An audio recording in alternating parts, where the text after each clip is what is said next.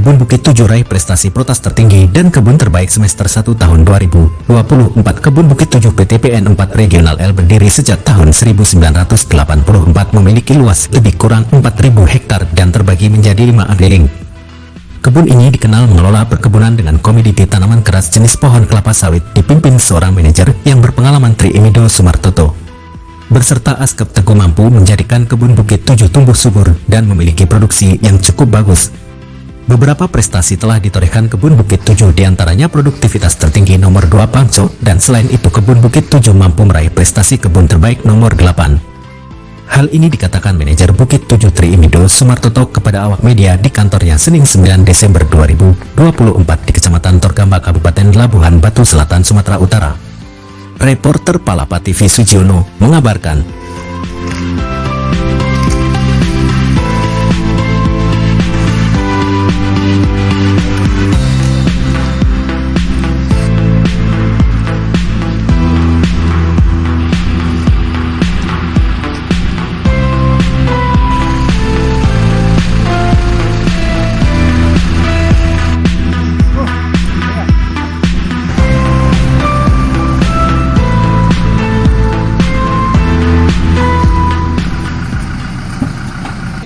Ada terobosan baru ini mengenai untuk mengukur ion tanah ya. Ini apa nama alat ini?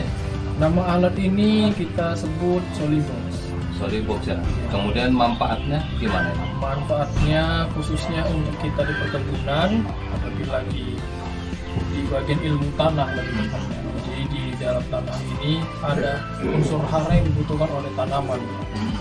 Nah, unsur hara ini dibutuhkan oleh tanaman untuk salah satunya membuat tanaman jamur, yang kedua yang paling penting itu sebagai sumber makanan sehingga buah itu ataupun tanaman itu dapat berproduksi secara optimal.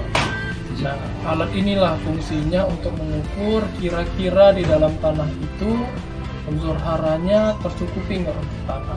Oh gitu ya. Iya, Pak. Jadi bisa diperagakan alat ini. Bisa.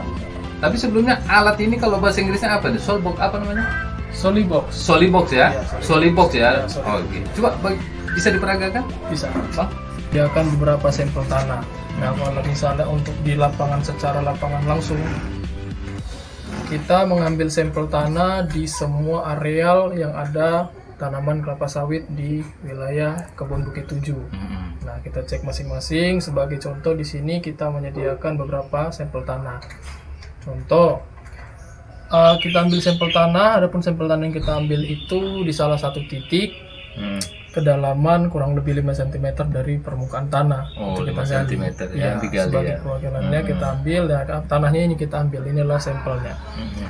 Nah, untuk melihat ataupun perhatikan apakah tanah itu memiliki unsur-unsur hara, dalam hal ini alat ini berfungsi untuk mengukur nilai kation ataupun ion-ion yang ada dalam tanah.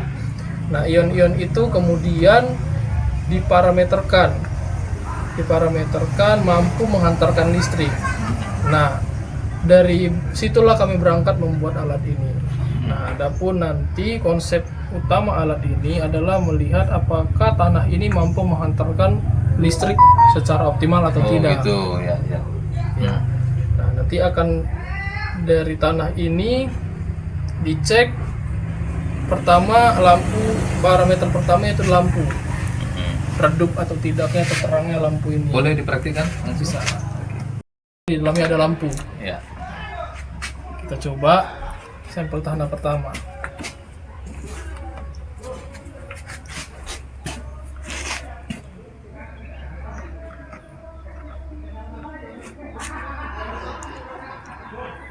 Nah, Ini sampel tanah tadi dicampur air ya? iya, ini sampel tanah pertama dicampur air. Nah, kita lihat di sini apakah lampunya hidup atau tidak.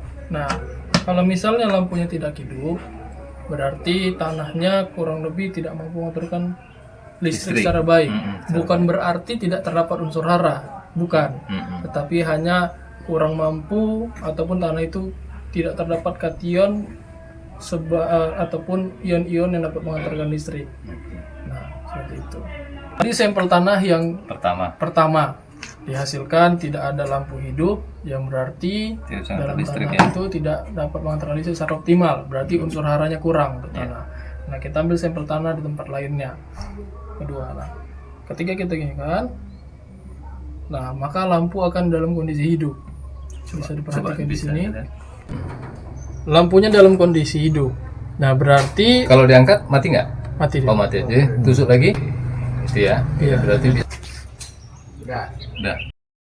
Assalamualaikum warahmatullahi wabarakatuh. Selamat siang, salam sejahtera kita semua. Perkenalkan, nama saya Tri Indus Martoto, jabatan sebagai manajer kebun Bukit 7. Kebun Bukit 7 mempunyai luasan AGU sebesar 4.000 hektar, di mana luas areal tanamannya sebesar 3.856,91 hektar. Bukit 7 pada saat ini tahun 2004 sampai dengan bulan November memperoleh pencapaian produksi di atas RKP sebesar 2%.